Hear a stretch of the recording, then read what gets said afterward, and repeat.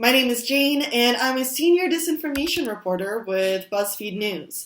And for the last 3.5 years or so, I've been investigating hoaxes, conspiracies, mis and disinformation, spending my days digging into little clues that we find on social media, stringing them together, and trying to figure out who's behind all of this, how disinformation spreads, and what the truth really is.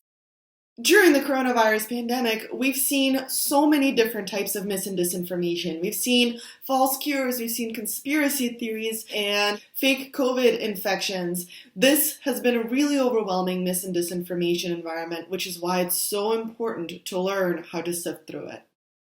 Misinformation works because of our emotions. When we feel a heightened emotion, whether that's anxiety, anger, panic, or the opposite, extreme elation, what we want to do is we want to pass that information on to other people.